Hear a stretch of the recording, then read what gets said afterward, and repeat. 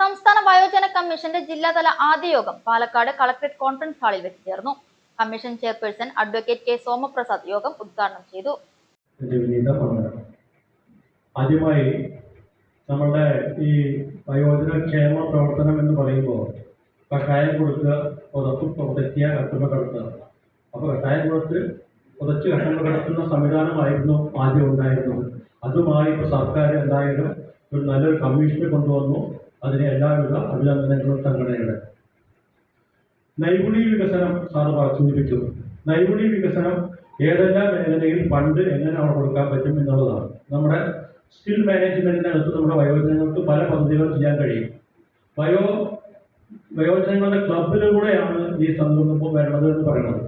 ഞാൻ അറിഞ്ഞോളത്തോളം ഒട്ടുമിക്ക പഞ്ചായത്തുകളും മുനിസിപ്പാലിറ്റിയിലും വയോജന ക്ലബുകളോ വയോജന ജാഗ്രതാ സമിതികളോ വയോജന നടക്കുന്നില്ല.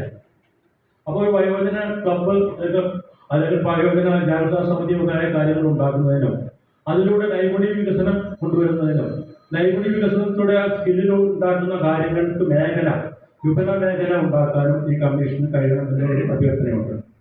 കമ്മീഷൻ ജില്ലാതല സെക്രട്ടറി അബ്ദുൽ ഹമീദ് സ്വാഗതം പറഞ്ഞ ചടങ്ങിൽ commission chairperson advocate K Somaprasad യോഗം ഉദ്ഘാടനം ചെയ്തു.